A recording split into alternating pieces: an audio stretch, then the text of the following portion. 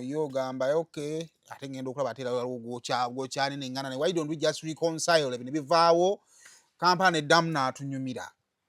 It was not a sign of reconciliation only, it was a sign of maturity. Of course, because those who are mature they could reconcile. Nze sayimo nina abambalira. That's one. Era bakutuma ng'omusiru in a given day waliwo nalina obutakanya ne family n'obagamba mu bantu abagezi be naakoze nabo Johnny yase musiru. It came out from you. Ebintu byonna bigenda mu maaso naye Johnny Yange tayogera goza naye sirina mumwe. Naye nina abambalira.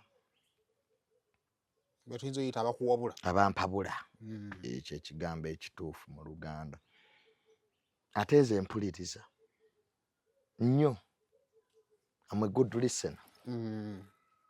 Era nze Simon oyinza okuŋŋamba ekintu tugamba ekintu ekyo kiveeko biki nebuga sijja kivaako naye mba nfunyeemu bwe nzirako ewange nze kaŋŋamba Simon lwaki akoze eki kakati I will repeat this so many times.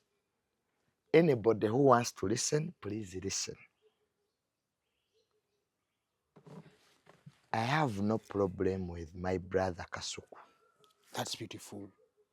The only problem I have with him, and I will still talk about it, I have raised it 1,000 times, not once, not twice, not thrice.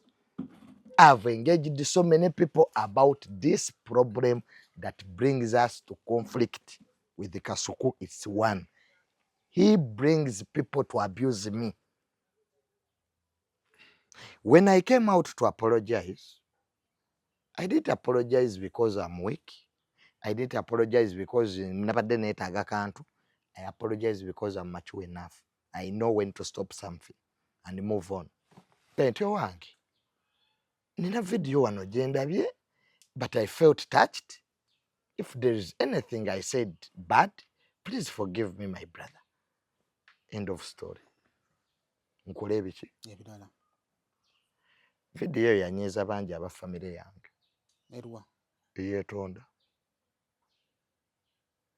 Because for them they were like, ever since Mosei passed on, I'll be waiting, have they ever come back here? I told them no. Even to temubiraba mu ngeri eyo. Okay? We do our part.